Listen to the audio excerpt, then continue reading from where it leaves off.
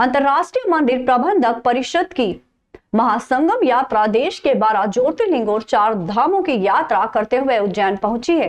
ये यात्रा देश और विदेश के 120 शिवालयों के पुनर्निर्माण का संकल्प लेकर निकली है। महासंगम यात्रा का एक प्रमुख उद्देश्य देश के 100 बड़े मंदिरों को सरकारी नियंत्रण से मुक्त कराना है।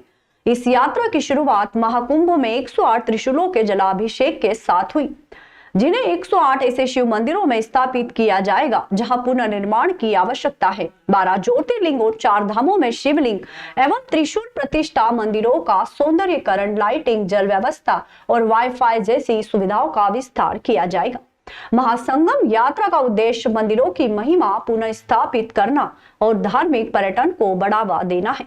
इस यात्रा में अब तक 9,374 किलोमीटर से अधिक की दूरी तय कर ली गई है और सैकड़ों मंदिरों और तीर्थ स्थलों पर श्रद्धालु भगवान शिव के दर्शन कर चुके हैं।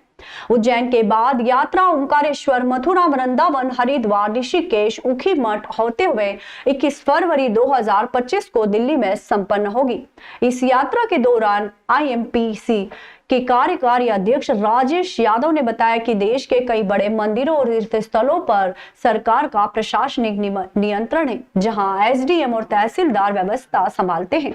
उन्होंने सरकार से अपील की है कि मंदिरों को सरकारी नियंत्रण से मुक्त कर एक स्वतंत्र समिति गठित की जाए, जिसमें समाज के प्रतिष्ठित पत्रकार, डॉक्टर, इंजीनियर, वैज्ञानिक, भारत रत्न और पद्म भूषण सम्मानित व्यक्ति शामिल हो। इसके अलावा स्थानीय महापौर, विधायक और सांसदों को भी समिति में समायोजित किया जाए।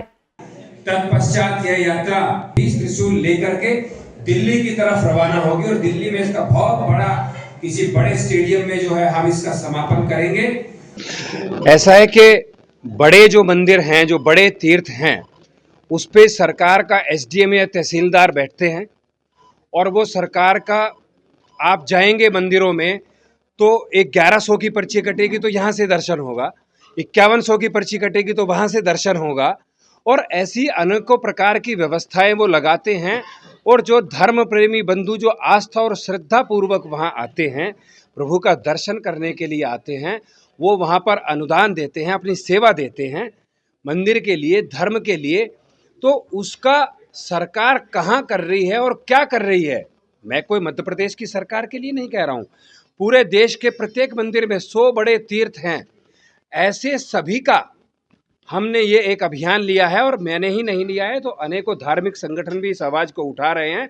और ऐसे 100 बड़े तीर्थ आप देखिए, वक्फ बोर्ड के माध्यम से आप बताइए कौन सी मस्जिद के अंदर जो है सरकार वहाँ पर आने वाले लोगों का, जो वहाँ पर अपने धर्म के प्रति वो समर्पण करते हैं राशि का, वो समर्पण राशि कौन से सरकारी SDM या तहसीलदार लेता है? कोई नहीं लेता है।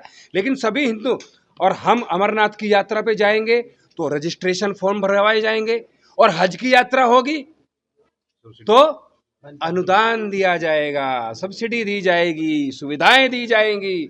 हम ये मांग करते हैं सरकार से, हिंदूवादी सरकार से, देशभक्त सरकार से, कि ये जो हमारे 100 मंदिर, 100 तीर्थ बड़े हैं, इनको सरकारी प्रभुत्व से समाप्त करके समाज चलाएगा। पत्रकार बंधु हों, समाज के प्रतिष्ठित व्यक्ति हों, बड़े बड़े डॉक्टर, इंजीनियर्स उस कमेटी में आए, साइंटिस्ट उस कमेटी में आए, भारत रत्न और पद्म विभूषण, पद्म भूषण जिनको मिला है, ऐसे गणमान्य लोग, स्थानीय महापौर, जनप्रतिनिधि, विधायक, सांसद और ऐसे लोग उस समिति में समायोजित हों।